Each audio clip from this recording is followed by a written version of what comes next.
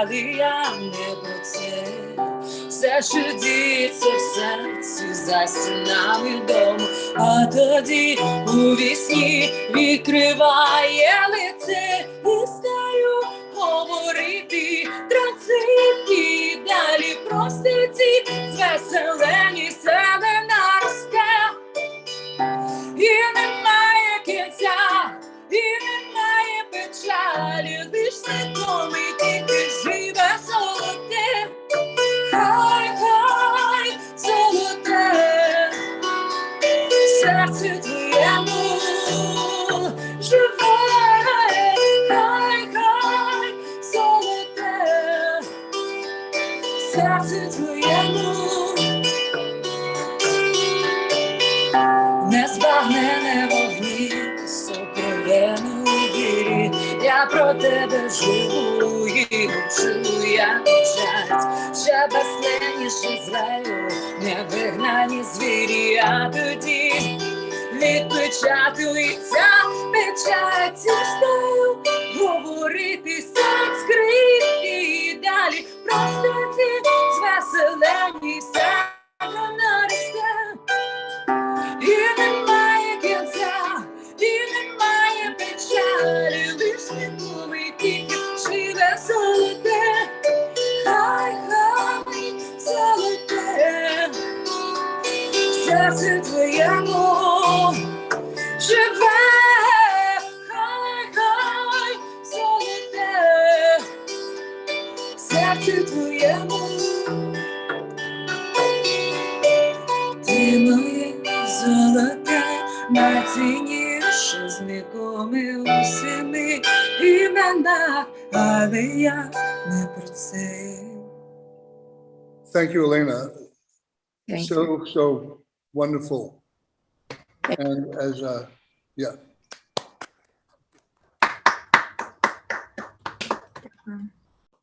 Thank you for everyone. This is our 33rd Tuning Fork episode, and this is for Ukraine. We hope to have more shows for Ukraine. The occasion of this is targeted for the benefit event this coming Friday in Jersey City. And we're going to include information about this in our chat box. And of course, we'll send information out again by email following the program. Emily Harris is here to my right. We're in the Grace Exhibition Space on Avenue C in Manhattan. This is our first in-person event. We have two friends here who are over there waving, hello. One of them has come in from Rochester, New York by plane. And Teresa lives down the block and is a performance artist as well. So Annalisa is an artist as well. So the reality here is that we, of course, are with a number of real people who have real pain, and they are trying to solve problems for their family and friends and communities back home in Ukraine. And within the diaspora of refugees fleeing from Ukraine and out into the world. Occasionally, we will post opportunities for donating, and we'll be including some films. I think one of them is actually from the list, isn't it, Emily? This list of how Amazon list. What? Amazon list. The Amazon list, which includes, you have somebody there. The Amazon lists include things that we can buy and send, like underwear or boots or food or diapers. There'll also be other donation opportunities for Save the Child, Ukraine, Red Cross Ukraine, etc. And of course, the local chapter, Ukraine, Jersey City, who are hosting the event this Friday. I just want to read for a moment, after a short contemplation moment, And thank you all for being with us, both here on Zoom, on Instagram Live, Facebook Live, and YouTube Live. Yeah. So it's important to meditate on how we can help the ladies here from Jersey City, Ukrainians from Jersey City. They have family members staying with them. They have family members and friends depending on them and their resources in Ukraine and outside Ukraine. We have a friend also from Moscow. We'll get into that topic in a few moments. But it's important for us to contemplate together about the synergy of our gathering today and how this force of community can have the greatest impact from today's broadcast for the people who really need the help on the ground, both in Ukraine and outside. I hope that we'll be able to go into another topic concerning the diaspora, that of the borders, where people are fleeing, and we understand that people of color who were learning or working in Ukraine were not received properly in these other countries. And at some point, if not today, we'll try to focus on that reality, with a dedicated chapter or a show. Veronica Troyanska has produced a film called Close the Sky. It's very poetic, kind of elegy for protection and lightness of spirit in these dark times. We'll play a few minutes from Veronica's work. She lives in Poland. Obviously, Poland is one of the first contact points for people trying to escape. So Veronica will weigh in on circumstances at her border as well. And her work was composed with a number of other artists, which she can explain to us later in the show. Thanks, Veronica, for being here. Right, so please, let's just consider these various elements and perhaps our purpose or our motivation for being here today, recognizing the great urgent stress and circumstances, Hank Linard is there, that our friends in the community and their families and friends are experiencing and suffering in Ukraine. And of course in Russia. People in Russia are not, many people are not comfortable, very angry, upset, and anxious about what's happening to their relatives in Ukraine and their friends in Ukraine. It's terribly sad. So let's take a few moments to contemplate these elements and recognize that among us we have great power to shape a little bit of what happens on the ground outside the United States for the Ukrainians and families and friends. We're beginning now. Just following our breath perhaps and trying to relax our bodies so that we can really have an effective session today. Thank you.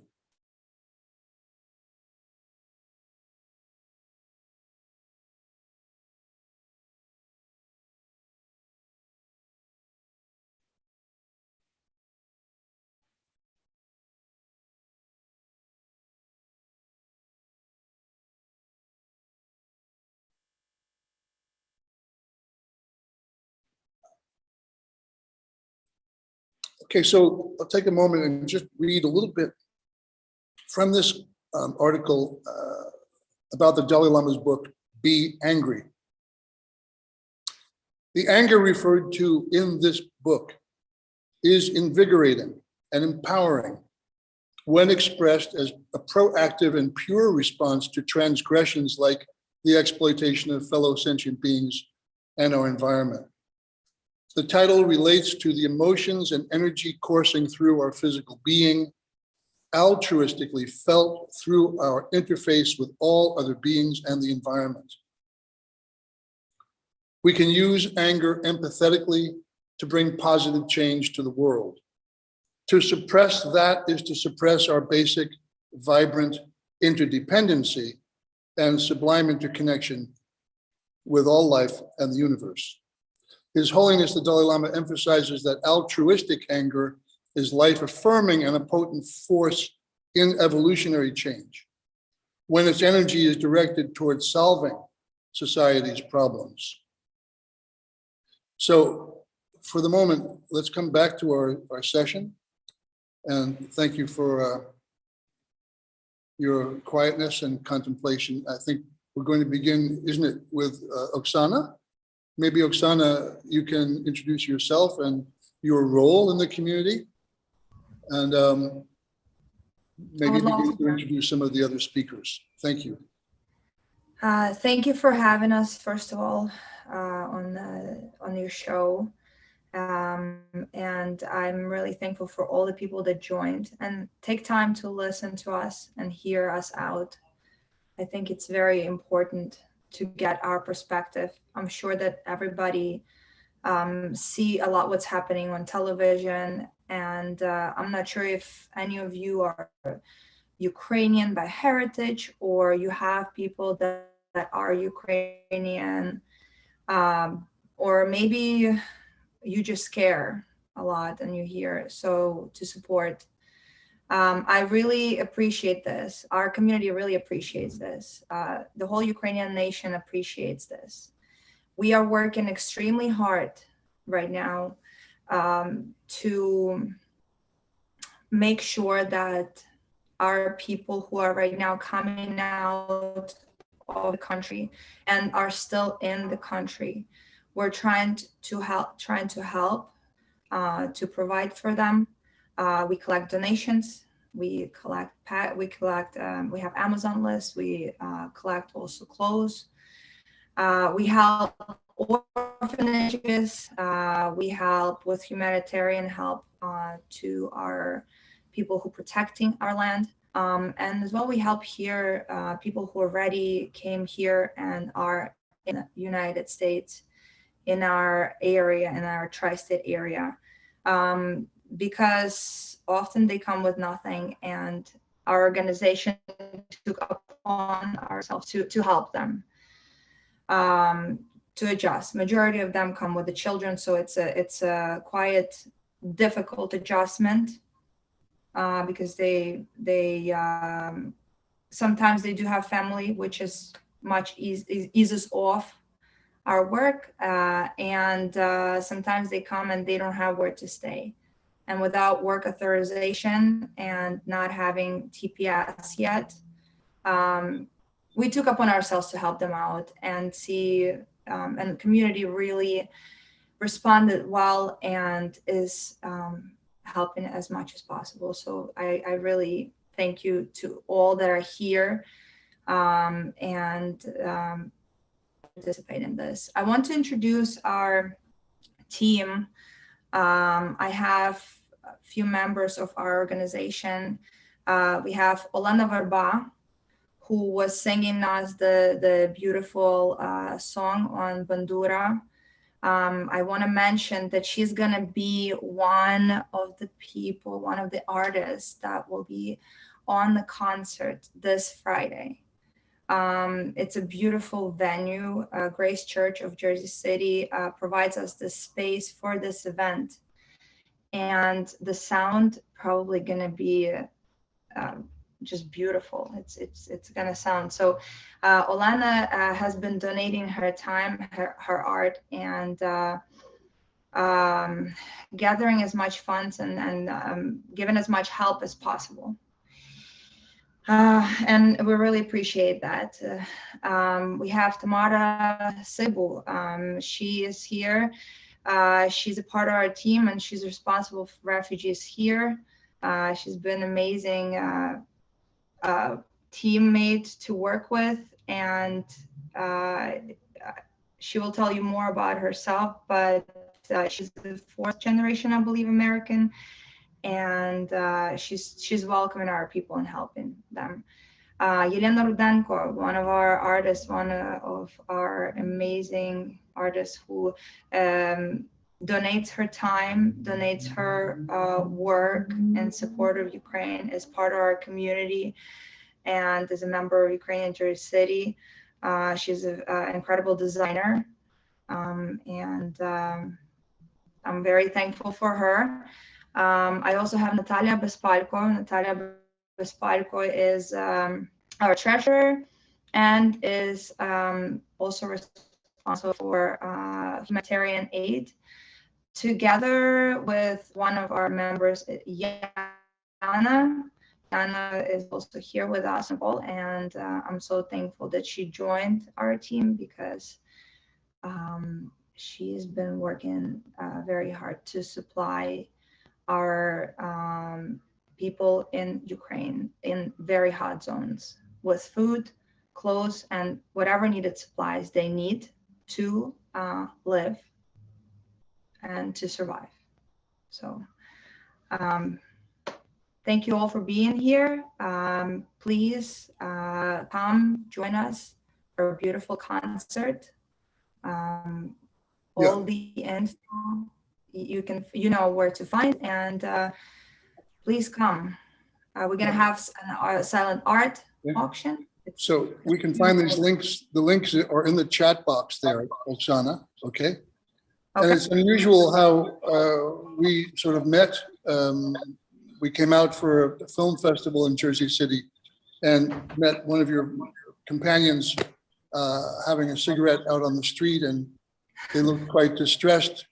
And we had a conversation about the circumstances in Ukraine. And about 2 weeks later, I joined you all at the City Hall in Jersey City for a press conference there, where some of you told us by video as well about the horrific tortures, rapes, and so on occurring, which was quite shocking to know about and to hear. And was 4 children, so you got to meet, John, so many of our children that fled Ukraine. I mean, you wouldn't believe it. It's like one kid at least one kid. Typically, it's 2 children per family, you know, and they all need to go to school. And we're like, so you got to meet them all on that event. And yeah, we told you all the horrific stuff that happened prior to that at Irpin. So one of the terrible things of war, in this war, as many other wars, is the annihilation of cultural identity, language, history, and so forth. You know, as of course, the effect is to demoralize an entire population and perhaps to genocide a culture. So we've seen this in many wars. It's not a new approach to conquering a place and a people. However, as we are the Institute for Cultural Activism International, we're doing our best to nurture the activation of supporting Ukraine as a people and a culture. So it's exciting. Coming up Friday, we'll be live from the benefit itself. And maybe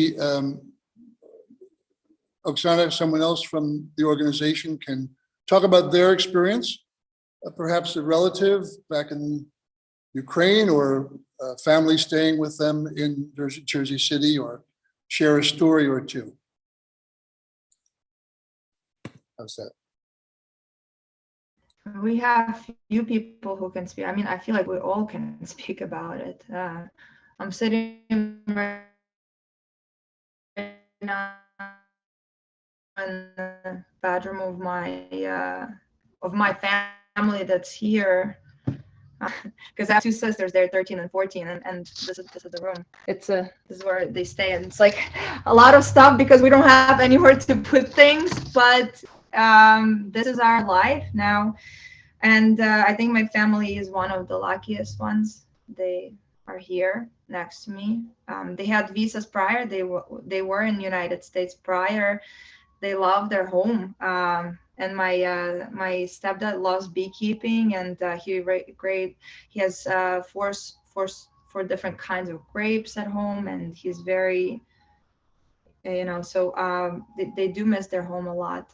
But the main issue for me was, for us, was our girls, 13 and 14, high school age kids, and we need to make sure that they were going to be safe. But I have so many girls here that have families there and went through different experiences, and who would like to speak, I can speak. please? So my family, my parents are in Melitopol. It's it's a small town in the south of Ukraine, and it's been occupied by Russians since the second day of the war. So my parents, they cannot leave.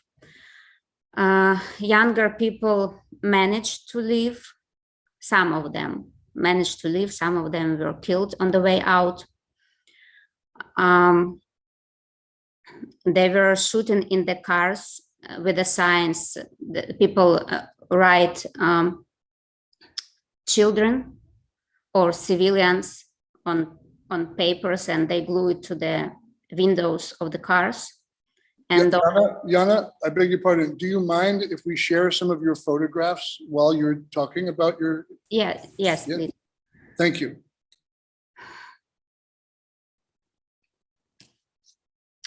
Please go ahead. Yeah, please go ahead. So this is my friend. He is the member of the Azov battalion, and he is an Azov style right now. This is the picture from his wedding. He's still alive, but they have no access to food there, so they need to catch birds to eat. He buried a lot of friends there. Well, he's a soldier, so we all hope that he'll come back home to his wife. Yeah, this is his wife. And here you can see two pictures of the same person before the war and right now. When was the marriage, Yana? 2021. Right. So it's a young couple. And his wife, who is she in your relationship? Who is she? Well, he's the friend from my childhood. This is the picture of him as a child at the age when I used to know him. Then we kind of lost touch for a while, but right now I'm trying to support him emotionally because I have psychological degree. So I try to support him as much as I can. And his wife, where is she? His wife is, I don't want to tell where she is, but she's not in Ukraine. This is the picture of my 9-year-old niece. And this is how happy she used to be. And the previous picture, if you can put it back, this is the child in a basement. They don't have a bomb shelter, so she had to live in the basement of the 9-story building. I send you more pictures. She's a professional rhythmic gymnast, and basically they stole her childhood. She's obsessed with gymnastics. She loves it.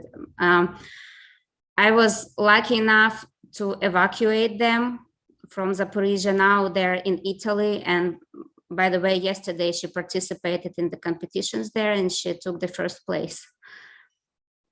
But she still cries for home because they left my brother, her father there. He's not able to leave. So she's crying. Oh, this is my parents. Where are they safe, your parents? no one is safe in Ukraine right now. And as I mentioned before, they are in an occupied town, Melitopol, south of Ukraine. They cannot leave. So I haven't seen them for 3 years because of the pandemic, and I was going to go to see them this spring, but then the war happened, and all I dream is about to hug them again. I want them to survive. And the first days of the war, they didn't have connection, like phone in the town. And for 8 days, I didn't know what was going on, if they're alive or not. I literally couldn't breathe. I was not able to breathe until I got a message from them. I bet every Ukrainian can relate, and each of us here who live abroad know how to, I would say, to wake up at the night, but we hardly sleep at night, but we're constantly checking our phones, checking when was the last time our friends or family were online. And well, what else? So the people in my town, they're cut out from Ukraine. Russians occupied it, and they claim this territory to be theirs, but they do not take care of people. So any attempt of Ukrainian government to deliver humanitarian aid, food, medical supplies, Russians just steal it, and they do not give it to people. So imagine people who have life-threatening disease and who have to get medications that their life depend on, and they're not able to get those medications, and they're just slowly dying because they do not have medications. So when the war started, I was able to, well, I didn't know a lot of things about like medical stuff, you know, military stuff. I didn't know a lot of stuff before the war, but now I had to learn. So there are people that have this thyroid disease, and if they're not, and they have to take pills every day for the rest of their life to stay alive. If they're not taking those pills, the heart rate goes down, slows down, and eventually they die. So I was able to buy those medication in Turkey and to find volunteers who were able to literally smuggle those pills to my town under bombs, under constant shelling. So we were able to provide this medication for people in need, but this was only one type of medication. There are still babies, hospitals. It's very hard. It's devastating. Diana, I just want to mention that our very good friend, Gordon Skinner, is here with us. He's been on our show many times, also as a guest, featured guest. Among Gordon's skills is conflict resolution, which he has been doing around the world throughout his career. And I just want you all to know that these kinds of services are, critical for managing anxiety, frustration, anger, and just getting back into our bodies and having a more healthy day-to-day life while we are the helpers. While you are helping people, you need to be strong. And I just want to point, not necessarily in Gordon's direction, but in that direction, that now it's looking like it's going to be a long run, a long process, this war. So we have to think ahead. Yeah. create support system, you know? Thank you. Yana, do you want to share some more, or should we ask another guest to speak? I think we can proceed. If anyone will have questions, I will be happy to answer. Perhaps there are some questions. Just please step ahead and speak or.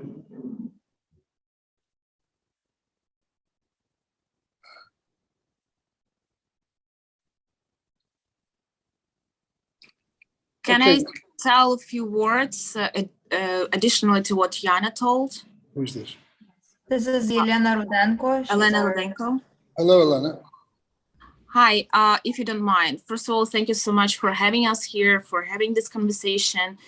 I just wanted to add that Yana created the list that is constantly putting together things that are the most needed at the moment, so everyone can participate if you want. Thank you. Please participate. Yeah, it's Elena, that's the Amazon list. Is that correct? Yeah, exactly. That's what I mean. Yana is constantly managing them and taking the hands on the current needs for her town or for someone who is taking part in defense nowadays. So over the next few minutes, Emily is going to run some videos from the Amazon list that she made, just so people have a visual understanding of what an Amazon list looks like in this context. So maybe one of you, or perhaps Elena, you want to talk a little bit about this list? This is Oksana. This is the list for the refugees. We also have a list for, and we actually sent some of the stuff to Ukraine. Just to give you an understanding, you might think that this is a regular everyday items like underwear and stuff, but in the parts of Ukraine that are heavily occupied and people are living in basements, not often they have water, normal electricity, and they often are not able to wash their clothes. So the clothes is deteriorating, and that's why we're keep on buying more supplies, because this is what happens. But Yana has a different list that she has, and this is more for our defenders that we kind of need this right now. We need it yesterday, and this is what the boys are asking from what we can send. Do you have that other list? Yep, that's the one.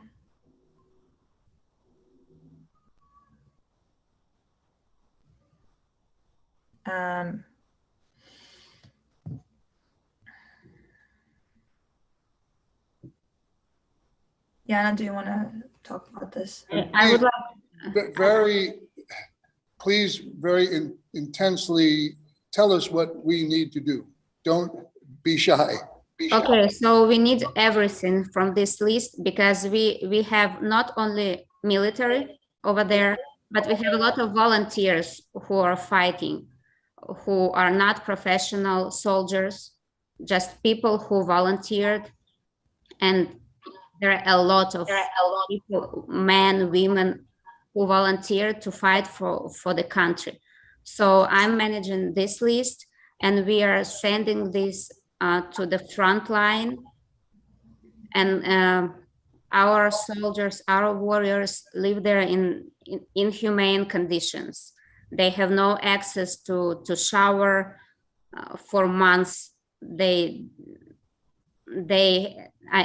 send me photos with the bleeding feet because of the military shoes. They are dying every day. So we are rushing to deliver everything that we can. Almost every week we send packages there. Kind of every Friends, week. I want to make it clear, you know, that these are the most mundane things and of absolute need. So, you know, let's dig into our pockets and try to send over a pair of socks or something, or, you know, make a donation. Yeah, no donation and no purchase too small. So even if you can buy one pair of socks, it's already help, and it's a big help. So And I have to mention that this is Oksana speaking again, that we are a nonprofit organization. We created, our goal was completely different. We wanted to highlight Ukrainian culture before the war here in United States. Because being for 31 years as an independent country, we developed tremendously. And we have a new population of Ukrainian people here. As you see, we have a lot of young people, young professionals here, and as well. So we wanted to highlight that. And it took a turn during this times. And all of the donations that we receive are charitable. We have charitable donations, and just make sure to, because some companies match donations. That's another thing I wanted to mention, that if your company matches donation, make And sure prior. Perhaps, Oksana, on Friday, we can review all those options again and repeat them during the benefit. We expect to be there live with you guys. So I was quite horrified about the idea that sometimes there's no food, maybe very often there's no food. And you guys over there have to rely on catching birds and eating birds to survive. Right, Yana? You mentioned that? yes, yes, it's And, invaluable. I mean, I guess squirrels, mice, chipmunks, the whole, whatever we can catch and eat. They were talking only about birds, but I don't think that squirrels will survive heavy bombing. I see. So I don't think we have that many squirrels in Ukraine. It's a little different, different species. We have a lot of birds. That's why I think, and the birds are probably easier to catch. If I would think, you know, if it's a pigeon, they you know, Pigeons, they're yeah, more they're- accessible. They were Pigeons? catching pigeons. Yeah. Mhm. Yeah. So is it common? Do you often hear that the guys don't have food? Well, right now, yes, but never before. Well, maybe World War II. I mean, these days, of course. Yeah, these days. Yeah.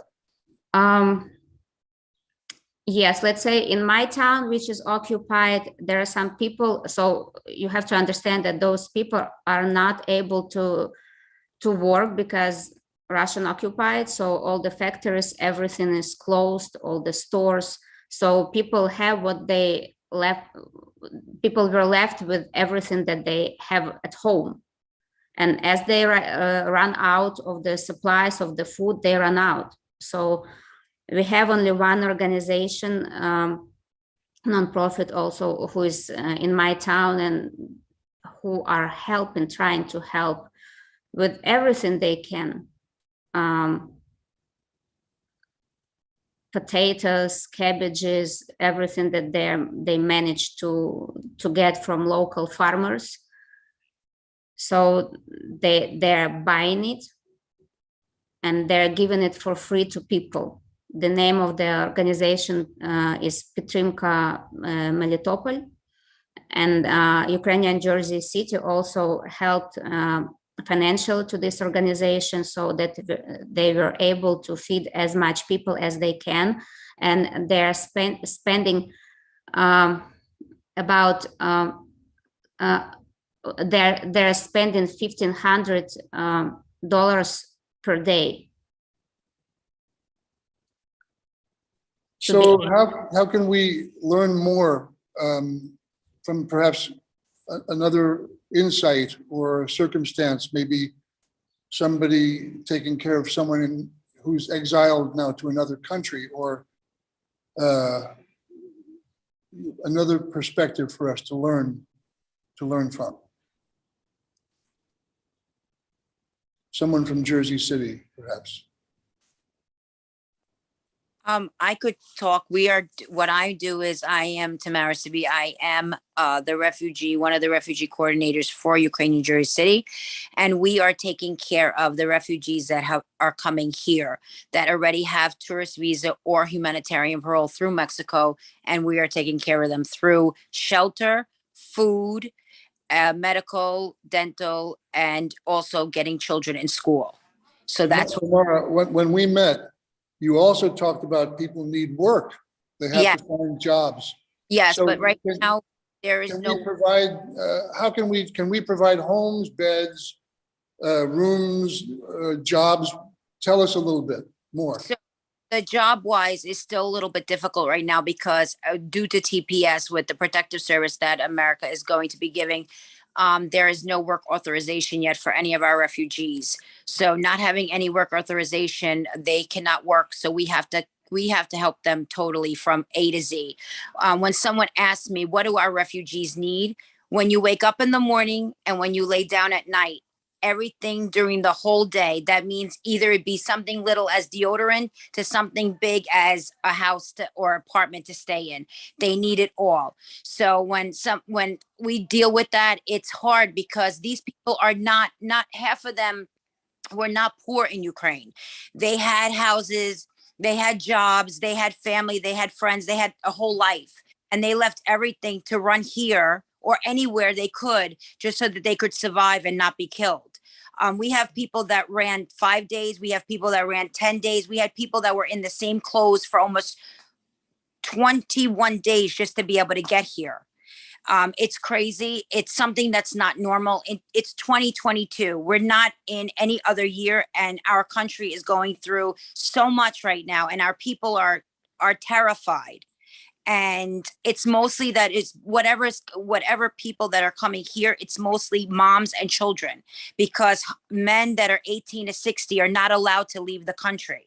So as for example, I'll tell you my example. I have my sister-in-law, my father-in-law, and my little niece living with us. But my brother-in-law is not here because he's in Ukraine fighting. So it is very difficult for the moms and the wives that are accustomed to having a husband figure, having a fatherly figure for the children, not to be there. So we have to pick up any little areas that they would fulfill. We are doing that as Ukraine, New Jersey City, so that we make their lives easier in any way possible. And through donations and anyone that is giving, even something like someone asked me, oh, if, I only have $20, that's $20 that we didn't have, that we can support. Either it be refugees, either it be humanitarian aid in Ukraine, either it be any type of support. It is so big that we appreciate it more than anybody will ever know. So, we can't see your experience through our eyes, only through your eyes. And this is obviously worst case scenario for your entire lifetimes. We hope it will not continue or occur again. But you have had invasion before. And unfortunately, here we are again.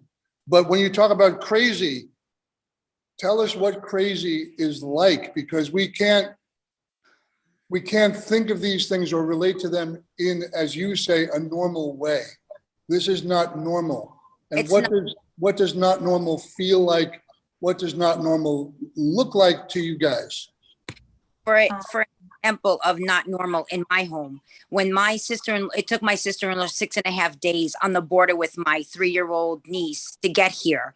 So they had to go from Lviv, Ukraine, to Slovakia, then from Slovakia to the border of Poland, from the border of Poland to Warsaw.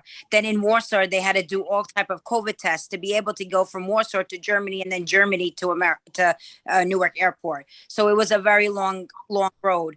But what do I mean is not normal? She still to today does not sleep properly. My sister-in-law, she thinks that even alarms are bombs because she heard them. Thank God my niece is too small really to react. So in the beginning, she was crying for her father and her grandparents and everybody that are there.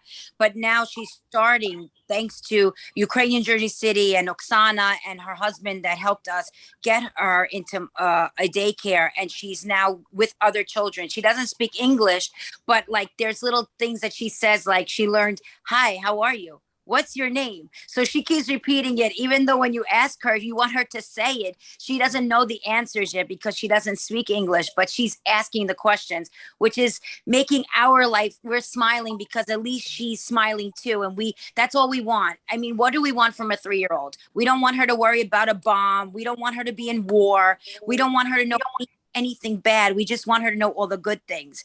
And when she asks why she can't go back or why her dad can't come here, we say there's bad men that have taken over your country and they won't let you go back.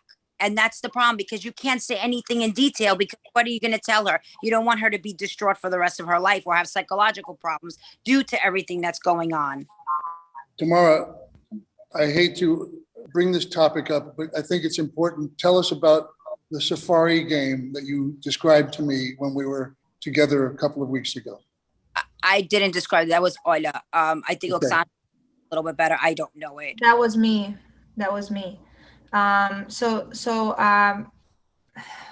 How do we explain the horror? Like, I was listening to what Tamara has saying, and all of us have, I think we want to kind of concentrate and help. But so for me, the way it started for like 2 weeks, I don't know if you guys remember in the news, it was like, okay, Ukraine probably gonna get attacked by Russia. And we were all in this limbo. Like, what's gonna happen? What's gonna happen? Are they really truly like, nobody believed that this could have happened. Okay.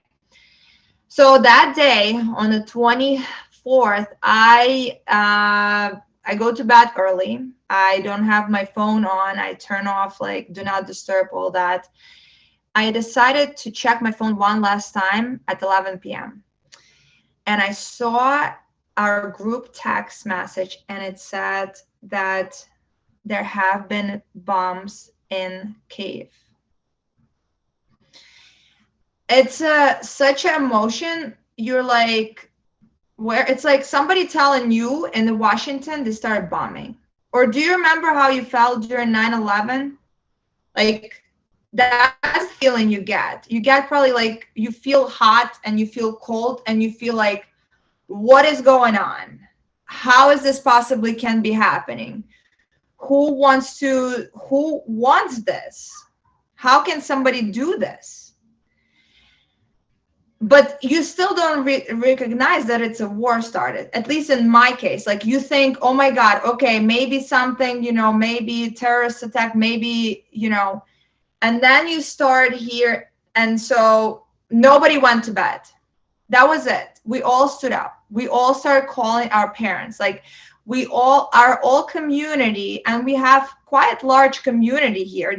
New Jersey has the largest, New Jersey and New York has the largest population of Ukrainian people and Ukrainian heritage people. And we just, we call now. So I call my parents. I call my mom, because I've been begging her to leave the country for a few days, for a week, to get out, go somewhere, to Poland, go somewhere, because everybody was predicting Olympic Games.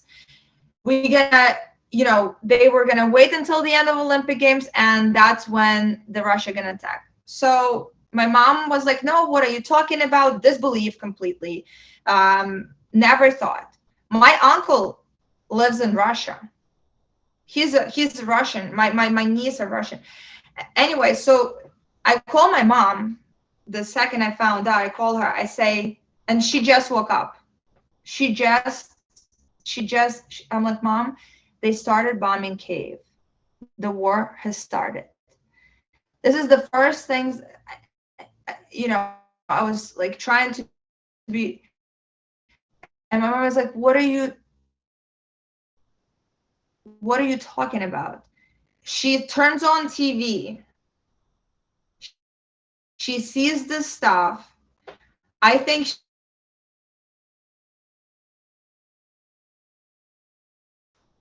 shocked, because here I am. I know that the sirens are going. The bomb might fall like right now. We don't know. I have children. I have all my life. What do I pack? What do I do? Nothing matters at that time. I think nothing matters. You know, you want to get out, and you're terrified. And my parents almost made a mistake and brought my sisters to the village, to grandma. And you know, I was like, Mom, what are you doing? Come on, you have to leave the country. You can't, because they're like, we're gonna figure this out, you know. I'm like, no, that's it, they're gonna kill grandma and rape the girls. Like, no, you cannot do that. I don't know if you're gonna cut out this, John, I'm so sorry. And so they started journey. Typically it would take us probably 2 hours to get to the Poland, and it took them 4 days. They packed food for 1 day, and they were told to turn off their phones. The planes were flying high. My sister was left during one of the sirens outside accidentally, because they were trying to quickly pack the car and get the stuff out. My mom was just grabbing the paperwork and trying to get their stuff. She's thinking how the girl's gonna go to school. Like, it's just surreal. She's like, I have dental appointment, I have this. Like, it's such a panic mode. And then they were traveling for 4 days. Those 4 days, just like Yana said, I had such a big anxiety. I don't think I had such a big anxiety in my entire life. And I'm pretty stressed out person, because I worry about things. But I don't think I was able to like function normally at all, because, you know, it's like, it's not moving. The people are walking. And my mom says it's a masses of people walking.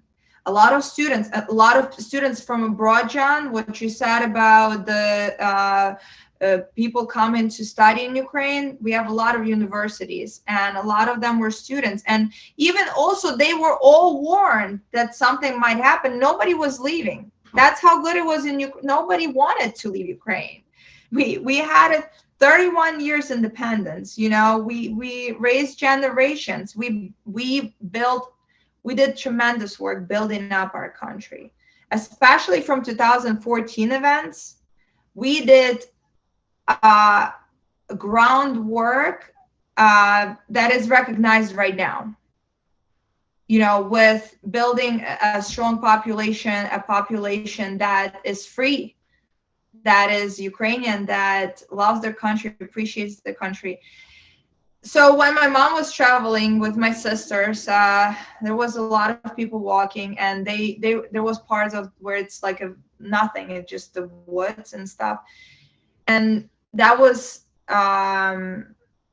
scary, because the gas ends, and then, you know, you're trying to cross the border, but it's nowhere to be seen. And there is like a mom behind them in the car with a 6-year-old kid. And my sister started to entertain the kid, because they're 4 days. Their mom is not sleeping for 4 days in the car behind them. At that moment, like, you start shutting down, and you go into this, but you run on adrenaline. Everything what's happening, you run on a ton of adrenaline to bombard through and get somewhere. And so, Oksana, yeah. I want to share something with everyone from Veronica about what you're talking about. This has to do with the danger coming from the sky. And maybe perhaps Veronica can speak about this afterwards a little bit. Right now? Here we go. Let's try that. Is it working?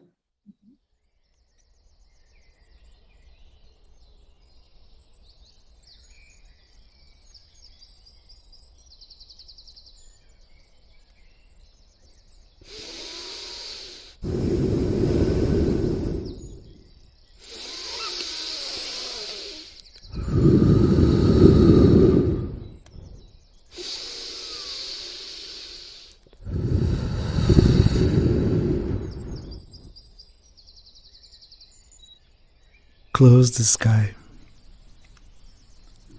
Close your eyes. Close the sky. Close the sky.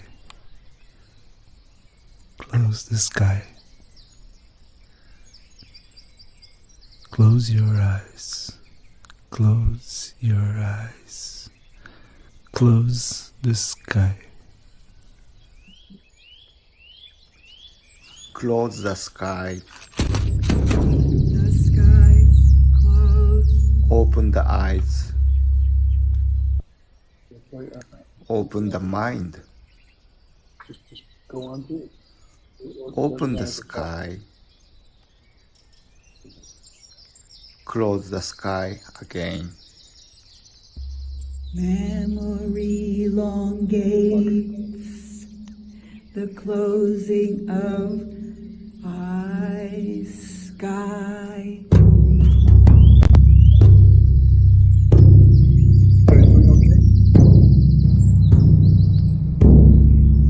Close the sky. Close your eye. Close the sky. Close your eye. Don't. I had a dream where the clouds were only clouds, and the sun was just the sun, and the sky was just the sky. Somewhere over the rainbow skies are blue, and the dreams that I dare to dream really do come true. Somewhere over the rainbow. You can, John, if you can just play a little longer because there's a very strong moment after. So if we can just finish it. Keep going. Just for a second, because there is this like question to there. So we should really like just until this, and then I want you to see some. Thanks so much, Veronica. Just a second, we'll go back to it. Hopefully, Just like 1 minute more of this, maybe. there it is. Yes. There's a land that I heard of once in a lullaby.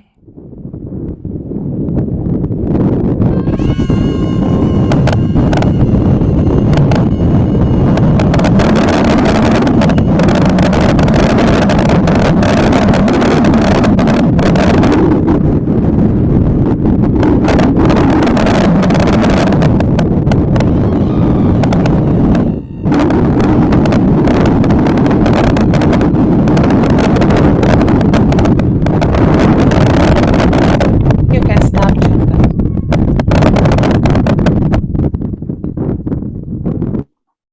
Because that was pretty long fragment, so we can stop here. So Veronica,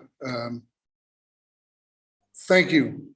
And Thank you. are you in Warsaw now? I'm in Wrocław at the moment, which Where? is little in Wrocław. It's more in the west, More in the closer west, to Germany. Yeah, further away from Ukraine. a little bit, yes. Okay. Would you please say hello to our friends here in Jersey City and tell us a little bit about your intention and a little bit maybe the process and what life is like for you in Poland over the last 80 days. Yes, hello everybody. Thank you for inviting me, John. Being here, it's really a pleasure, and listening all the stories, heartbreaking, of course. So the work came about when the war started, and I had this opportunity to do something at the Emily Harvey Gallery in New York, and for obvious reasons that on one hand it was really impossible to think about something to do about the war, but at the same time, it was impossible to think about anything else. So I was struggling for quite a bit for a while, like if I should do anything or not. And somehow that was this really the moment, because the show happened in April. So that was the moment of a very strong need and very strong urge towards NATO countries to close the sky. And of course, it is a very strong statement also from political reasons. And I could see that people, even in Poland, they were even scared to say, when I asked them, like, just to say close the sky, they would say, oh, I'm not really sure if I want this, because of course I want the best for the Ukraine, and I want to protect the country, and I would do everything. But at the same time, it's somehow, you know, it's a danger for myself. It could be a danger for myself, because potentially it could have started another, you know, the world war. And so, so at some point, that this statement of President Zelensky, like saying, you know, please close the sky, please NATO close the sky, became this really, like, very weirdly enough ephemeral need, because nobody was able to fulfill this very serious question. No, you know what I mean. I forgot that. Yes. Yeah. Okay. So at some point, like that, it reminded me also of this, that some people, you know, just turn away their eyes, but they want to do something, but they can't. So so I asked other artists who were willing to participate to kind of express their own approach towards this statement, this sentence. Of course, everybody was against the war and is against the war, but as I said, it was somehow difficult for them to say it out loud. For some people not. And I received, I knew it's going to be an audio work. It's only audio, so I received several contributions from artists that they recorded themselves at home. And then I put this into one, like a composition that you could hear. So there's a collage of different different statements and different approaches of other people. Veronica, yeah. Do you mind if I ask our friends from, you know, the Ukraine here, how they respond to this kind of indirect, you know, help from non-obviously practical point of there view. Is a practical point, but that's maybe later. So of course there will be. No, talk about the practical point. Please do that. The practical point is that so so there was a presentation at the gallery, but then like there is the audio is on the Bandcamp, and then people can buy it, and all the money goes to Ukrainian Emergence Art Fund, which is funded by the Ukrainian artists and curators that curates also the Ukrainian Pavilion this year. And yes. Wait a minute, can you back up a little bit about the Ukrainian Pavilion? You're talking about Venice, Italy.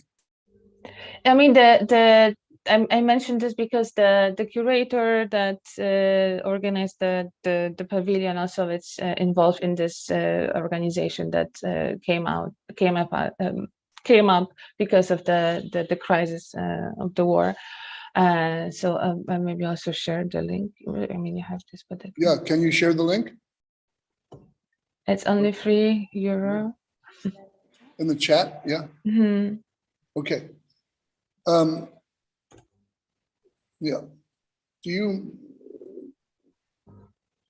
Perhaps it's an interesting moment to bring in our friend Margaret Widmer, who had the opportunity of meeting a young artist and curator from Moscow. And Margaret, perhaps you'd like to introduce our friend, who's called Display Phone today. And maybe Display Phone can wave her hand. And when should I play the video of Margaret? Why don't you do the intro, and then I'll describe the video. Yeah, thank you, John, and thank you everybody for sharing your heartbreaking stories with us. Can you hear me clearly? Yeah. Yeah. So Anastasia is a curator and researcher from Russia who I met a couple of months ago in my position of advising international students as well as applicants to our program at an art college in the Netherlands. Anastasia decided to join our program and study art because she believes that artists and cultural activists are capable of creating awareness of things and circumstances that go unseen, especially in difficult times like these. So yeah, I'm interviewing a lot of new incoming students, and with Anastasia, I had from the very first moment, we had a very profound exchange, and I really admire her clarity and strength in these confusing times, and also the trust to trust me, because obviously she didn't know me. And I'm very grateful that she agreed to join us on the tuning fork today. Now, Margaret, let's just make it clear that you are in Amsterdam, yes, Holland, and Margaret, you're also a board member of the Institute for Cultural Activism International. Yeah, thanks, John. Jana asked to meet our friend in Moscow, and so we've made that possible here. I'm going to play a video, which I'm happy to share with you all, if that's okay. Here we go. And how do you do this again? Is it So, Anastasia, can I ask you, please? Yes. What would be your heart, your message, your sentiment to the Ukraine ladies here in New Jersey and New York, who are trying to help their relatives on the ground in Ukraine? My personal message is, of course, like I against war. I against propaganda, and that some people close their eyes on war and of Russian soldiers' invasion of Ukraine. I'm not for these actions of Russian government, and I also can say that most of my friends, most of my colleagues, they are against war. And I'm really sorry that it's happening. I feel that it's also my how to say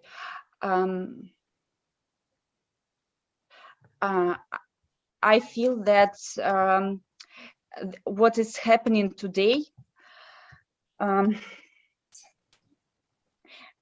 it's also my I'm also part of what's happening today, and I'm also every day thinking, what can I do, and what could I do before in the past to prevent what's happening today. What is your physical experience in your body while this is happening in your country, in your region? How does that touch you? I ask you. I see. Yeah, I will try to answer. I hope I understood what you mean. With my body, I feel. Second.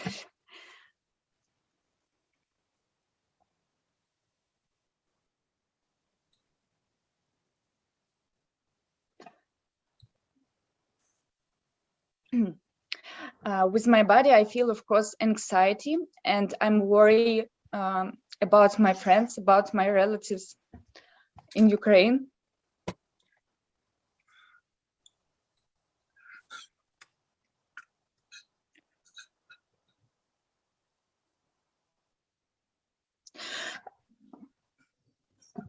I think they, like, nobody deserves what's going on today.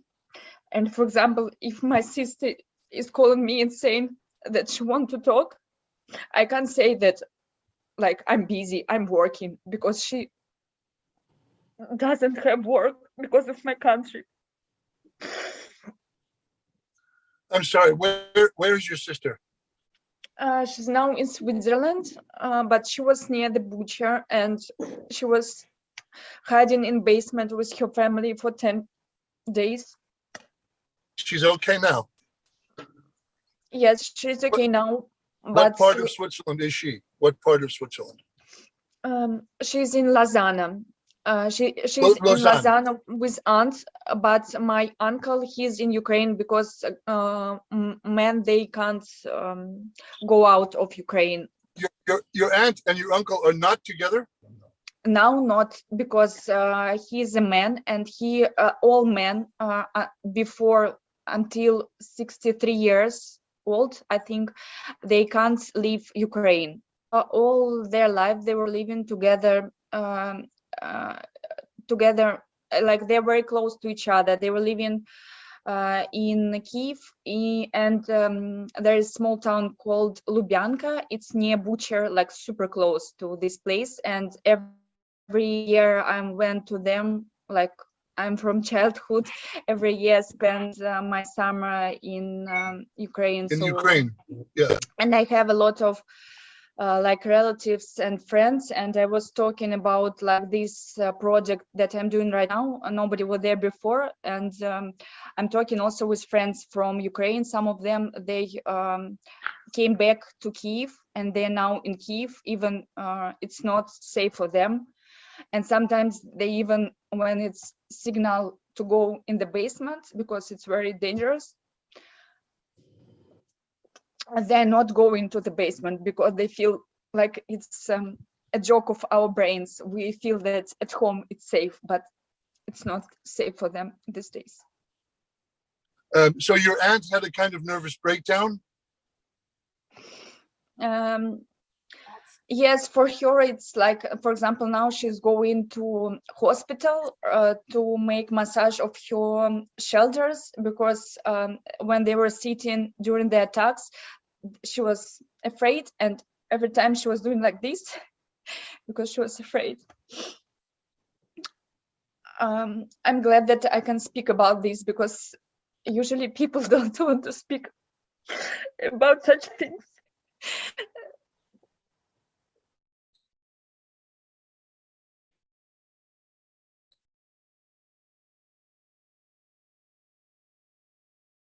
I believe that Elena wanted to say something, or Yana? Elena was first, so. If you don't mind, it's commenting on the previous video and generally. It's hard for us, if you don't mind to share my opinion, it's hard for us nowadays to understand Russians despite what they're feeling, because back in 2014, okay, we went, I'm gonna do one step back. So we know Ukrainians, we know how to stand for our rights, we know how to protest, we know how to go out like millions and to stand for our rights and to stand for what is right. We know that it's hard to make in Russia to be protesting and everything, but for us, it's hard to understand still, because when you're coming out like hundreds of thousands, no one can find so many cells in the prison, to stand for, and if you feel it's wrong, to speak up. And that's why it's hard for us, because they are not doing this. They're saying, yeah, like, we're scared of police, we're scared of this and this and this, but we were scared as well, but we stand it for our country in 2008 and 2014. And, so we know how to do that. And we do not understand Russians because of that. I'm sorry. And I'm sorry to be emotional, but it is for I'm us. so sorry, Elena. It's So, very Elena, are you asking a question of our friend in Moscow? I want to It's ask not a question, you know, we stopped, honestly, us Ukrainians, we stopped to ask questions to stop ask questions with Russians or something. We just do not understand how that horrible things can happen in our country. And people are not still like millions out of the streets in Russia if they disagree and can't stand with this horror happening in Ukraine. Perhaps maybe I have a question, John. This is Oksana speaking. Oh, I'd like to have a question. Okay. Question, yeah. I want to know, what are they saying on Russian television that makes you hate Ukrainians so much? What do they say that provokes this genocide and this hate towards our nation? Why do Russian people hate Ukrainian people so much? And to give you background, I have uncle in Russia, and I have my nephews and my niece in Russia. And the first conversation my mom had with her brother, he didn't believe her. I want to know, what do they say? So, Oksana, are you asking? Yes, I'm asking, what is the propaganda? I want to know, what do they say in Russia that leads to this hate? Yeah. What is it? And as you understand, Anastasia has relatives from Ukraine and so on. So you're asking her to inform us about the mind control. Yes. Through the media. I don't know if she's comfortable doing that, but I think that she is. So please go ahead, Anastasia. Thank you. I just want to say thank you for inviting me this evening to join you.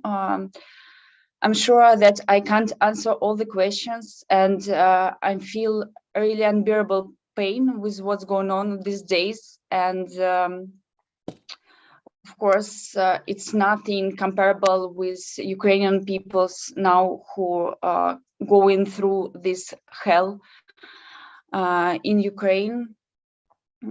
I can say that I'm not looking government TV at all. I know how huge propaganda there is.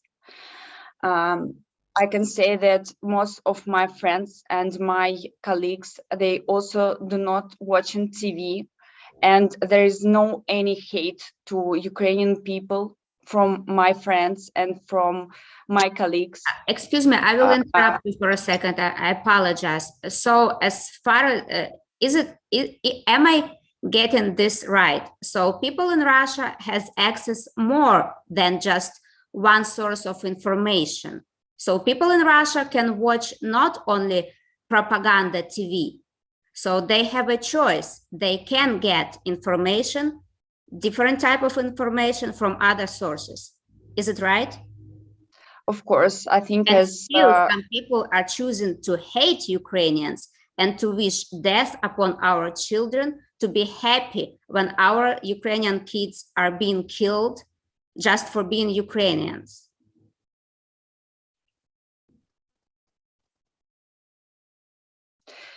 I think there is apart the point, if like there is individual who decide by himself what information.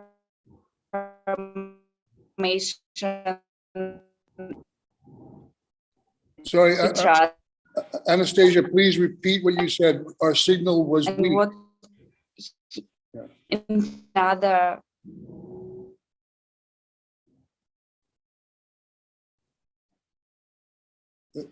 Anastasia, I think you have to repeat. She's frozen. While Anastasia is frozen there in Moscow, I would like to say that there are 79% of Russians supporting this war. This is an official number. Yeah, what does official mean? Margaret, what does official thank you mean? so much for bringing Anastasia here, and we are, you know, I think it's very brave of her to join us here today and to speak. And I understand she has a family in Ukraine, and we truly, I feel like our hearts are bleeding so much that it's very difficult right now. It's very difficult. It's very difficult to try to understand, and we're trying. We still keep on trying because we're humans. We still keep on trying to understand, and we're diplomatic people. We keep on trying to understand how this is happening. How is that? Look, you guys, you cannot believe what you hear. 79% of people in Russia don't even listen to it, my opinion. I've watched a number of war campaigns in my lifetime and have in fact been in war zones. So you can't take these things at their face value. You have to dig a little bit deeper, try not to be activated by information, because the idea is to control your emotions. The idea is to disrupt your lives with misinformation. So maybe we can create some misinformation too.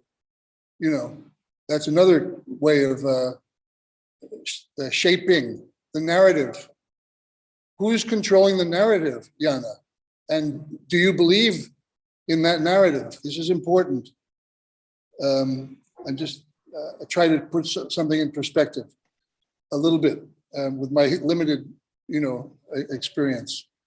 I just wanted to share and thank you, Anastasia. If you have something else to contribute, we're all curious about the alternative source of news available, and we understand if you guys choose not to, you know, consume the media that's offered to you. Anyway, I think we have a very long conversation here. We're just beginning to talk. We have the benefit coming up on Friday. It's very important. And I wanted to just share, of course, Alan Wexler made a note here. Thank you for putting your stories before us, as they are sometimes more powerful than our newscasts. You've convinced me to donate. So I think we have to, you know, thank Alan, of course, and keep working together, keep this momentum going. I want to share something from Democracy Now! Can I do that, Emily? And then take questions.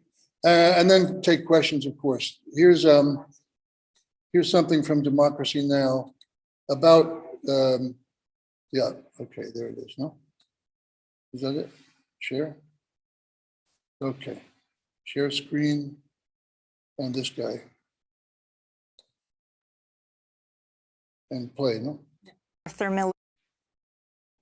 This is Democracy Now!, democracynow.org, the War and Peace Report. I'm Amy Goodman with Nermeen Sheikh.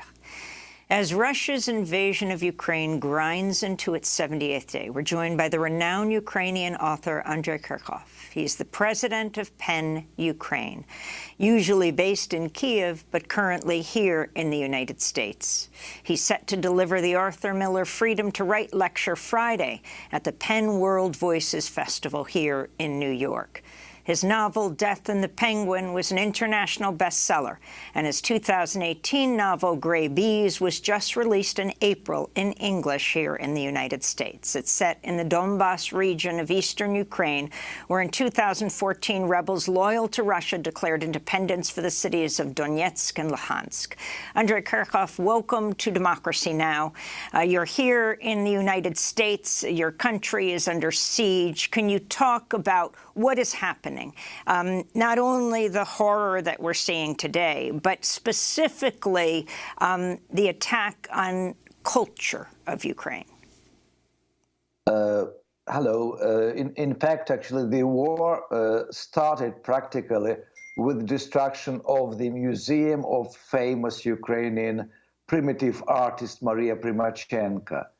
This museum was situated in Ivankiv, small town near Kiev, and while it was burning, the local inhabitants were running inside the museum to bring the paintings out and to save them. And now many paintings of Maria Primachenko are in private houses, and people are waiting for the museum to be restored after the war to return them. Actually, also in the beginning of war, one of the best translators from ancient Greek, Alexander Kisluk, was killed by Russians in front of his house in Bucha. Ukrainians can read Aristotle, Tacitus, and other ancient Greek writers and philosophers in translation in Ukrainian thanks to him, but now actually he is gone and his last translation remained unfinished. We have several poets and writers dead. We have over 20 journalists killed by Russian army in Ukraine during these 78 days of wars, including one American reporter. I think he was from Fox News, and he was killed in Irpin near Kyiv. His colleague was very heavily wounded. In fact, the war looks like the war against Ukrainian culture, Ukrainian history, and Ukrainian identity, because a bit later, probably 2 weeks after the beginning of the war, a Russian military destroyed the archives of regional KGB in Chernigiv city. And these dossiers had documents about repressions against Ukrainian people of culture and Ukrainian politicians and Ukrainian nationalists, which were so called because they were thinking about independent Ukraine in the Soviet time. The last blow to Ukrainian culture was actually the destruction of the museum of my favorite writer and philosopher of Ukraine from 18th century, Grigory Skovoroda. And this was a single missile coming from afar to destroy the museum, which was situated near Kharkiv in a village with no military installations and no detachments of Ukrainian army base. So there is no doubt exactly the museum was the target of this.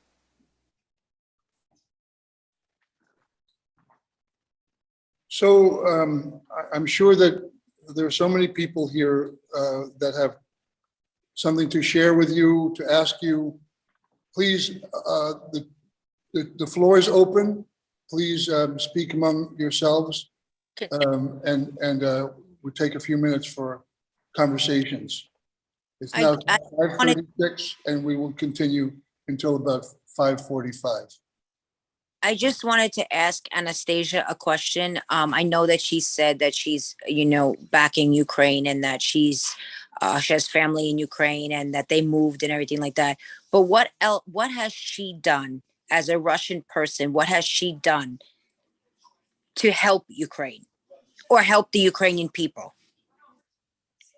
To say it is one thing. We can all say it. I mean, there's been tons of countries, not only Ukraine, there's been tons of countries under siege, be it Afghanistan, Iraq, all of them. And we've all said, we support the people. We would love to help them. America went there, everything like that. But what is, as a Russian person, what is she doing to support Ukraine or Ukrainian people? So tomorrow I have to intervene. She is here.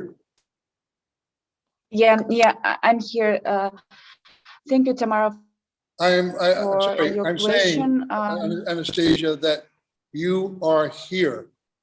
You don't have maybe other opportunities or things to do. I don't know, I'm not speaking for you, but I see you're here making the effort to communicate and to create a solidarity with your friends over here in New York? Sorry to interrupt. I also like to say something just briefly. I feel that you know, to put is it okay, John? Yes. Mm-hmm. Yeah.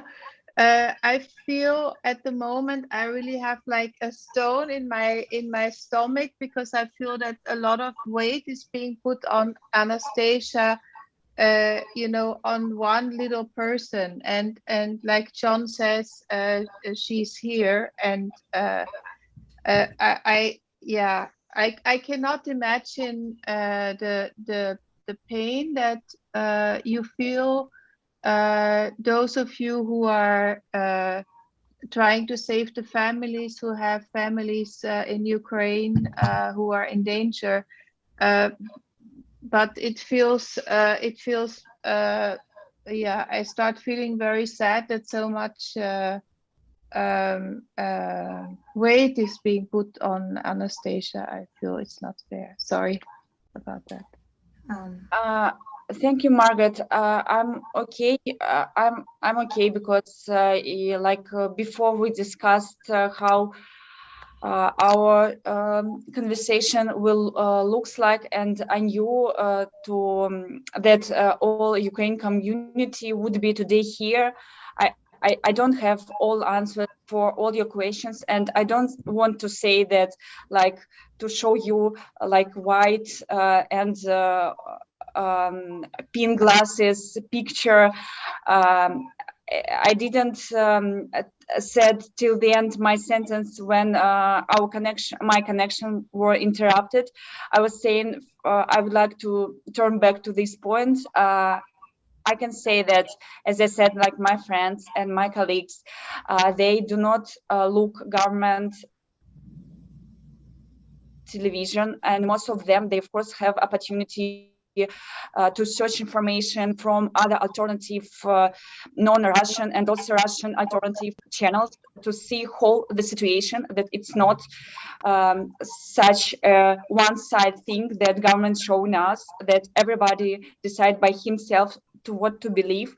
But unfortunately, a lot of people in Russia, they look in government channels, and what on TV, it's just horrific. Like I can't look TV. Like when I'm turned on TV, I can't believe to what's going on this TV. And I know people who believe in this, and I know their statement, why they're saying, and it's usually not about hate of people. Usually they're saying that, for example, there is like such statements that, for example, they afraid of what's going on, and they don't want to decide by themselves what side to choose, and that's why for their safety they think, okay, I will just look government channel and believe everything what's going on TV. And to answer Tamara question, what I done, first of all, from the beginning of war, I'm saying war, not special operation. It's a lot already in such conditions that we are living in Russia today for resistance. Also, we have huge movement called feminist movement resistance, and it's against masculine appeal of war. For example, where they are writing anti-war statements around the city, in different cities of Russia or small towns. We make different things like mornings going outside to streets, and it's of course, it's not maybe direct statement, but it's statement that I can do as person relates with art.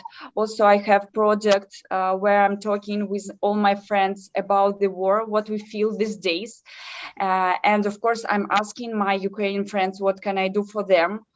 And actually, most of them, they're saying, like, let's pray together for finishing of this hell. And Can I interrupt you? I'm sorry, I have a question. This is Oksana speaking. I have a lot of questions, honestly. I want to ask you as a person who lives in Russia, because I do want to hear what is going on and have the mothers stopped getting their sons back. And how is that being like? Do you feel the sorrow of the losses that you also have? And because we are losing family members, like my family is injured and they're sitting in a bunker and they cannot get out and they have no food, and I don't know if they will be able to get out. That's the fact. And Russian soldiers are not allowing them to come up to eat because they are not with Russia. And I know that there are a lot of Russian soldiers who their mothers are waiting, and I'm not sure if you have any neighbors that waiting for their sons to come back from the war, and are they aware of it, and are they, what is going on there? And please answer one more question. So you are able to create a group and sort of spread out the word, what you feel, right? Yes. Do you feel like you might get prosecuted for that? Of course, even saying right now, I already can count several things why I can be in danger. I want to interrupt, excuse me. I want to introduce Gordon Skinner again here, because Gordon, I'm sure, has some insights and methods of how we can shape these conversations in very productive ways. And please, Gordon, how do you, this is an amazing, unexpected sort of event in the world, and there you are stepping into your shoes as a conflict mediator. What's your perception and sort of advice here? Well, I mean, first, generally speaking, of course. Understood. I appreciate it, and thank you all. Thank you all for being here. So when we ask, what are we doing? We're here. Okay, so we need to acknowledge that, because the artists are always the purveyor of the human condition. And as such, the artists are able to transcend, through our facilities, we're able to transcend all of these barriers that are either imposed or designed to separate and to distance us. A quick aside as an analogy, if you ever noticed, if you point a finger at someone, there's usually 3 pointing back at you. So we really have to resist the urge to blame victims, because ultimately we're all victims in this. We're all culpable. We have either directly or indirectly created an environment that we currently live in. We have very bad. So, excuse me? Can you hear me? Hello? Can everybody hear me? I hear you. Okay, great. So my point is that, it's very easy to sit here and say to someone who is Russian, what are you doing to address this war? Okay. And then you might feel better about it, and that person might feel bad about it, but we can also introduce, what are you doing to address the war in Syria? What are you doing to address the wars that are raging around the world, whether it be Sri Lanka or Colombia or the Democratic Republic of Congo? Pick a place. You don't even have to look far. You can look across the street. It is about our capacity for compassion and for empathy. That's what defines us as human beings. Your ability to be empathetic to people who are suffering in distant places, whether it's across the street or around the world. And so the question is, you don't change people, you change yourself. So when you ask the question of what are you doing, maybe it's not about what are you doing, maybe it's what am I doing and what have I not done enough of? Well, Gordon, how about what can we do now? Well, collectively, yes, but the collective, it's always starts with the individual. And so if it's your seeking spirit, your determination to actually be the change that we need to see. Now, these sound like lofty ideas and they may not seem very tangible, but for you to be able to stand up and have a conversation, about this war, from the perspective of this, what is my role in this, or how do we change this? And certainly having conversations with young people and having conversations with people who are much older, that narrows the divide. Understand, I'm not, while I am a mediator and I've worked specifically in international disputes, I'm much more active, much more radical from this standpoint. I don't think these are things that we can stretch out over 10 years or 15 years, and we're going to discuss this war and we'll come to some resolution. I think that we need to do something right now. And the reason that I'm so fearful is that if we don't, this war won't just be between Russia and Ukraine. And here's a question for you. What do you say to your children? Or what do you say to a child, a 5-year-old, when they ask you, what did you do to address this war? What's that conversation like? And I'll tell you this, and I'll stop with this. The violence in Northern Ireland stopped.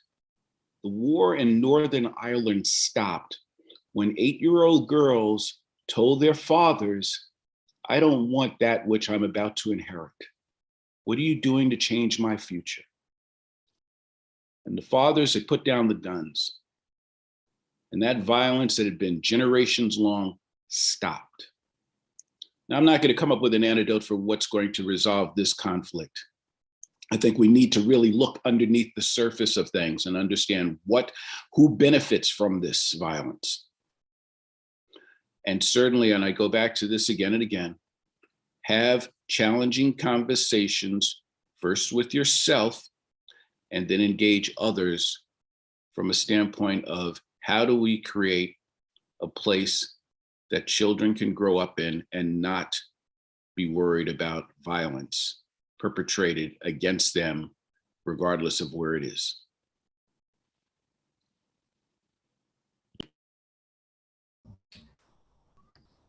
Elena, please. Yeah. Go ahead. I have a question. I guess you have more experience in that. How to be understandable and how to forgive the rape of your friends, the death of your beloved ones, the shooting to the kids, all the traumas that kids are crying at night. How to process all these horrors happening now, how to forgive that. They let our kids and they shoot and they run. How to process when people saying goodbye to you because they are on the shelling and don't know if they will be alive next morning or in a few hours, how to be with that. Is that a question to me directly or to? Yes. Okay. Yes. So, and by example, so that you understand or you have a context, I was working with all of these teenagers who were disputants in the Balkan War 6 months after NATO finished doing air sorties. Bosnian, Serbian, Croatian, children from Firon, young girls. I had a young girl who was 16, who for 3 years, she was raising her brother, who is 4 years younger than her, in a basement while evading the rape squads that were going through her village for 3 years. So I understand. And what I would say, how do I address this? Honestly, sincerely, and directly, because we have this ability to think that, oh, they're too young, they really can't process it. And we don't want to, we want to paint a flowery, rosy end to things and make it seem like it'll all go away. And I'm not suggesting that you scare them, but I'm suggesting that we be honest, direct, and extremely sincere. And I always start from the position of, I humbly apologize to you. I apologize because you didn't create this, but you're going to inherit it. And so start talking to children, meet them where they are. You're scared, you're fearful. We all are. You know, what can I do? What can I do? Let's talk. Let me tell you stories. What can we do that can make you feel happy for the moment? And then build a succession of moments. You know, lastly, I need you to understand this. Peace is a positional thing. Peace from the perspective of, by example, of an Israeli settler is going to be entirely different than peace from the perspective of a refugee. So you can't have a conversation around peace, but you can have a conversation about civil rights, about justice, and how can your needs be met and not at the expense of mine. Again, I understand that these seem lofty and they seem theoretical. I'm suggesting to you that if you apply it, by one, talking to a young person who is extremely fearful and being as calm but as clear as you possibly can, that will start to allay their fears. Doesn't mean that the next time there's a siren going off that they won't be scared, but if they look at you and they understand that you are there for them and that you're going to embrace them, or that you're going to listen to them and not tell them that what they're feeling is wrong or not pretend that it doesn't exist, I really believe that that will start bringing a healing for that moment, and it's about building a succession of moments. Lastly, I'll stop with this and let somebody else ask. From my own personal experience, if you start focusing on the safety and security of someone else, your own issues and fears of safety and security minimize, they diminish. So we're in an emergency crisis situation, and now we have to continue with the business of helping and making donations and being creative about every possibility we have to support and be a strong support team. So Gordon, maybe the folks in New Jersey will ask you to come out sometime. I don't know, but I hope you might be available if that were to occur. Friday, we have the big event. Unless there's a burning comment or question, I'd like to refocus on the benefit and culture celebration, which is going to be also a healing event, we hope. Gordon's comments about art and its function to enlighten and nurture society are very appropriate as well, because we're looking at this great, sort of celebration on Friday. So, yeah. Anybody else want to? Thank you, everyone, by the way, for this opportunity to be together. And we hope that it's been, to some degree, comforting, invigorating, and evocative of our best. So, great work, Gordon. Thank you for that contribution. Yeah, I think I'd like to just say as well from Paris, to thank Anastasia for speaking out.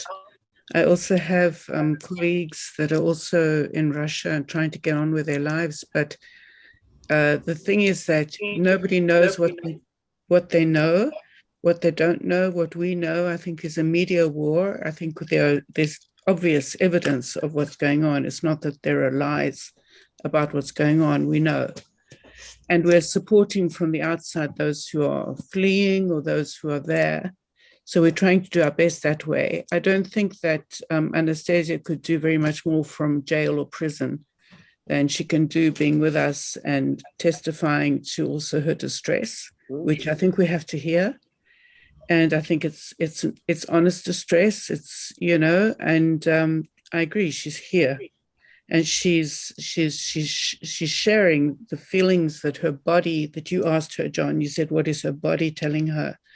She's not, giving us a political speech. She's telling us what her body is telling her. I can't imagine that our colleagues in Russia are feeling great, of, supporting what's going on in their country, whatever they know or don't know, whatever they're seeing, not seeing. I don't know. It must be terrible to be in this complete,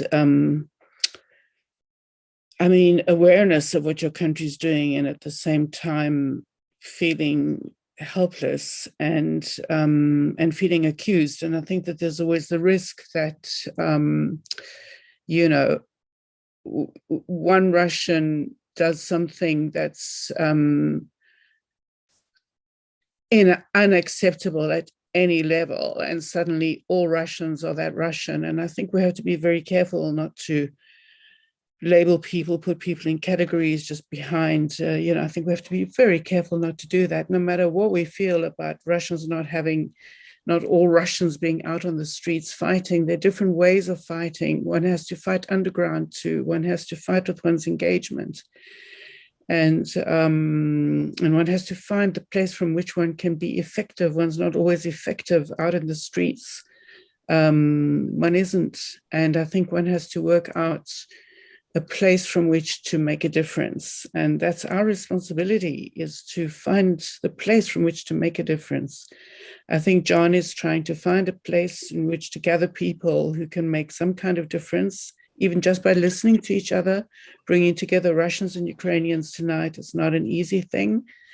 It's great to have Gordon with us, but I really think that we have to acknowledge each other's pain, and it's everybody in the world.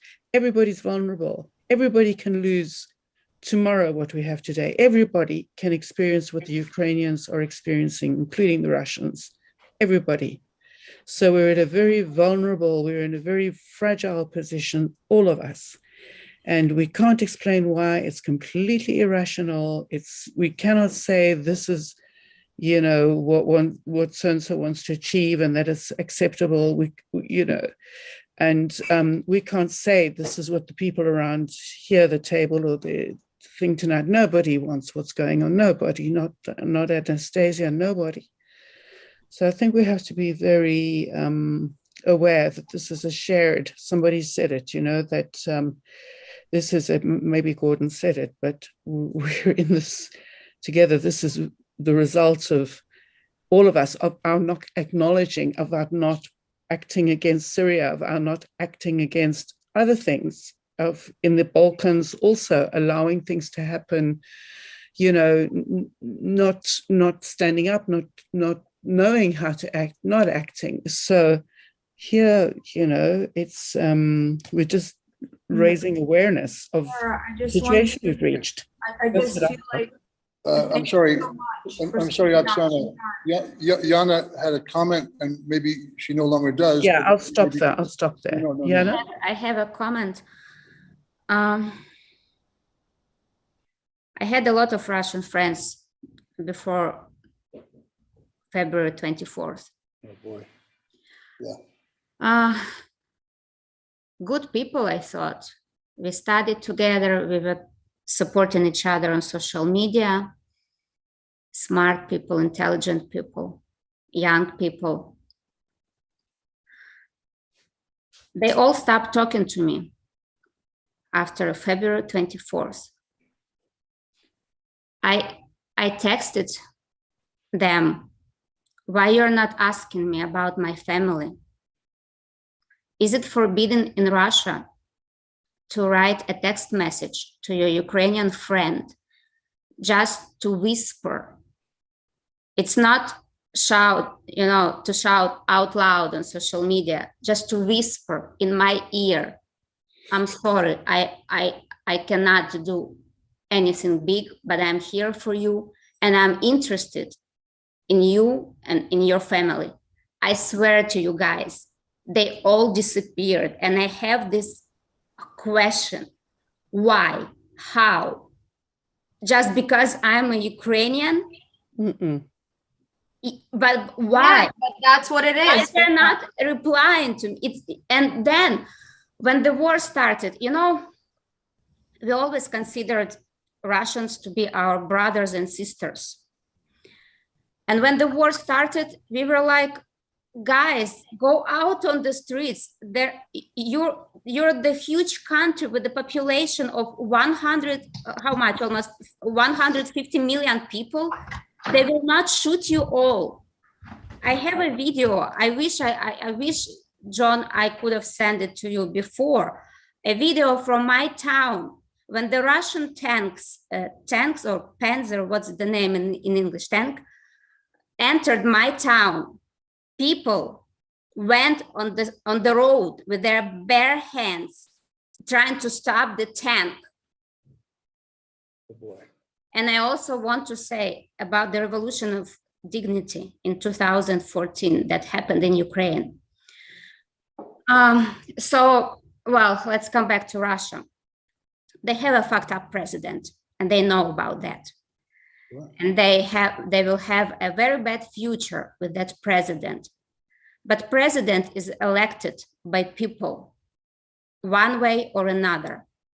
And if they do not like their president, they can do something to change the situation. Like we did in Ukraine in 2013, we didn't like the president of Ukraine. We knew that he was not good for our country. And our people went out on the streets against police, against weapons, with cardboard boxes protecting themselves. But we did it. We changed the president. You know that he escaped, and we were building our future. I remind you, 150 million people in Russia. If they will go out on the streets, so you know, like this is a slavery mentality, and this is mentality of small people. I'm just one small person. I will not change anything. If I will go on the streets, I will not be able to change the world. If I will put this post on social media, I will not be able to change the world. But the world starts with us. I'm a small people, you're a small people, she's a small people, but all of us together, we are the country, we are the crowd. They will not shoot us all, they will not kill us all. So that's why we are Ukrainians in pain, and we do not have this slavery mentality, because we fight for our country that will be inherited by our children. We do not want to live, Russian people want to live this type of country with this president and his followers to their children? I think well, thank you. Yeah. John is trying to accomplish here, and Yana, you're absolutely right. And Vera, thank you for speaking up. I think it is not just one person. It's not just one person who's doing all the killing. There are people, yes, they're trained, but nobody trained them to rape. Nobody trained them that. Nobody trained them to kill children. Nobody did. They are doing by themselves. They are deciding to press the rifle. What they did in Irpin was terrible. We received more than 40 kids in Poland that were taking out teeth so they can rape them, girls and boys. 2 months baby was raped. 2 months baby. What kind of pervert that should be? And those soldiers, I'm sorry, Oksana, I'm sorry. That's okay. Those are soldiers. We have the list of their names. Those are people, Russian people, who are in their 30s. They have families, wives and children at home. They have their own children at home, but they dehumanize Ukrainians so bad that our children are not human beings to them. So they can rape them in any possible way. And then they will go home to their children and they will kiss their children. They will sleep with their wives, and those wives will sleep with those husbands. We are not human for them. We are not human beings for them. You know, first off, conflict often allows us to have conversations we might not otherwise have. And so prior to February 24th, you believed that these individuals who are Russian were your friends. And now you see it differently. And now you have an entirely different value, or how you value friendship is differently. I'm going to jump off, but I want to leave you all with this. All social change from the Revolutionary War in the United States, Revolutionary War in France, to Tiananmen Square, the Arab Spring, the Civil Rights Movement, all social change has started with the youth. And so I share that to say that this is an opportunity for us to empower the young people by saying, look at what we've created, and this is how we're going to change this. It's not simple, it's not lofty, and it doesn't say, it allows you to say that, yes, one person, I'm that person who can make a change. You're going to be able to stand up in front of a bullet? I don't think so. Are you going to be able to, but you can encourage others to either go with boxes as you suggested, or whatever it is that they decide. And as artists, we decide that we're going to actually do to bring more attention to not just the atrocities, but also ways of empowering people, empowering ourselves, so we're not all victims. And the reason that this is persisting, and the reason that these individuals are carrying out these atrocities, is because they believe that they have dominion over us, and they don't. I'd like to just read one more paragraph from the comments about anger from the Dalai Lama's book. These are my words. The Dalai Lama encourages us to discriminate between three types of anger. The first is a compassionate, protective anger of a mother warning her child. The second is the moral compass anger arising in response to social injustice and environmental exploitation. And the third is reactive and toxic anger.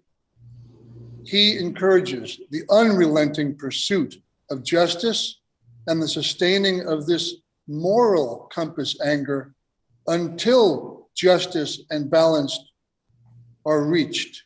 Consequently, the object of our anger is not toxically directed toward individuals, but rather proactively toward circumstances which we know to be out of balance, amoral, unethical, and unjustifiable.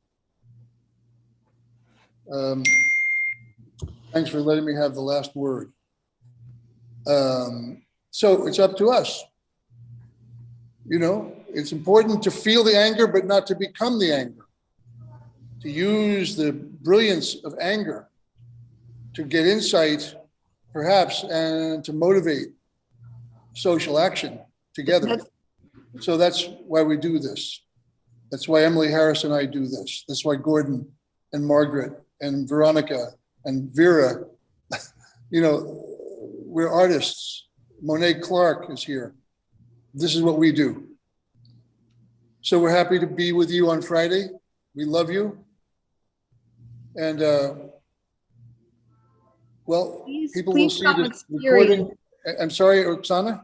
Please come experience with us, because this is our culture, and this is what right now heals our hearts, to hear the melodies, to be together, to do whatever we can. But this is honestly a therapy for us as well, to hear Lasta sing, play our instrument. This is something very close to this is our home, and our souls are crying right now. So we're on Friday, but we're holding a poetry reading on Thursday night, which is also dedicated to Ukraine, and 3 new Ukrainians have just also joined the group in France to come for French studies and support. And I know the people at our university facilitated the arrival of Ukrainian academics and are sharing an office and a home. And I think that, you know, if people see the opportunity to do something, they will jump at it. And it's just the way it is, you know. That's what's going on anywhere around me and where I am at the moment. and are doing things. I mean, making donations. I mean, in the supermarkets everywhere around us, everybody's making donations, either online, giving money to the Red Cross in the streets, giving money online, buying products, giving things. This is what's going on all around us every single day. We can see it. Flags are hanging from the windows.